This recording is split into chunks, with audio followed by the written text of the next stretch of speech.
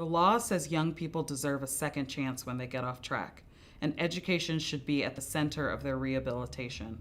But Contra Costa County is locking up youth and throwing away their futures. Children as young as 13 spend 23 hours a day in a cell, given only 30 minutes twice a day to shower and exercise. Every day locked in a cell is another day of education and hope lost. The problems are even worse for young people with disabilities. In this video, you will hear the stories of parents of young people currently held at Contra Costa Juvenile Hall. California law protects the privacy of juveniles and their families, and we have withheld their faces and names. Since my son has been in juvenile hall, he has been on what they call program, where my son is locked in the room for, I believe it's 23 hours a day. And he's also been on what they call risk.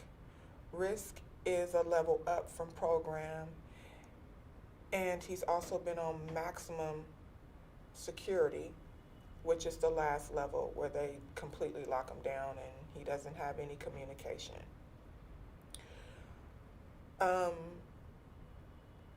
He has actually been kept in solitary confinement for as long as, I believe, up to 3 weeks to a month, with 30 minutes in the morning and 30 minutes before it's time to go to bed.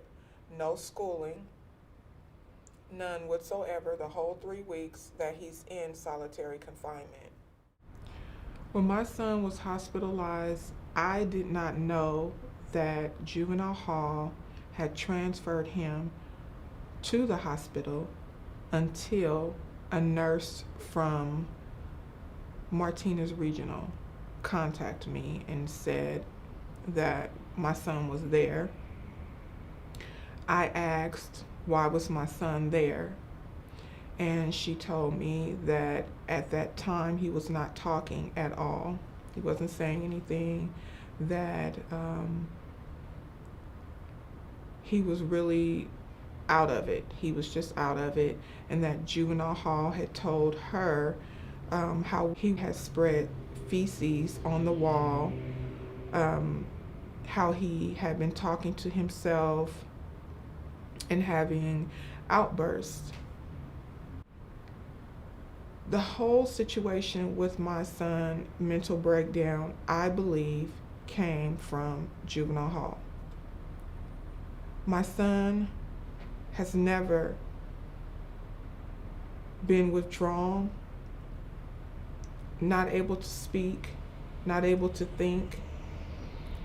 And my son continuously tells me, Mom, I'm not crazy.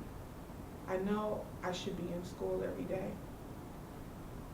My son tells me, I know, Mom, I should be playing sports. And I made a mistake, Mom. And if they ever let me out, I'll do better. But somehow, with him being in juvenile hall, I just don't see any hope. These are kids that need help. A lot of them are crying out for help, and no one is helping them. And I don't understand. I just don't understand.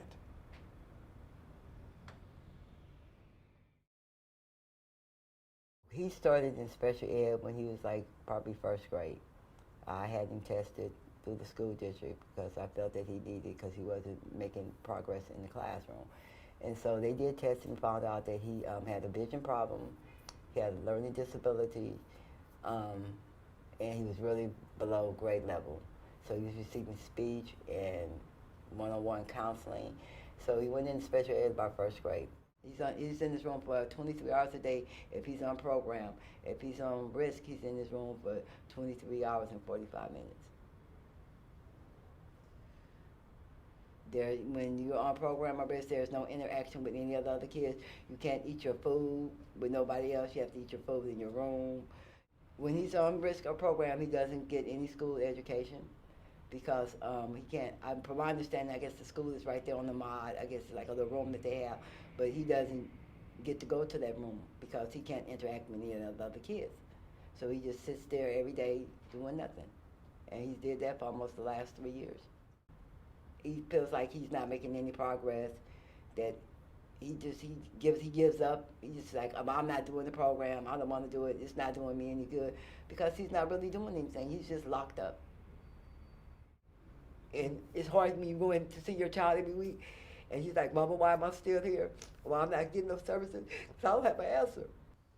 Public Counsel, disability rights advocates, and Paul Hastings have filed a federal lawsuit over the treatment of young people held in solitary confinement in Contra Costa Juvenile Hall. Learn more about this case at publiccounsel.org and dralegal.org.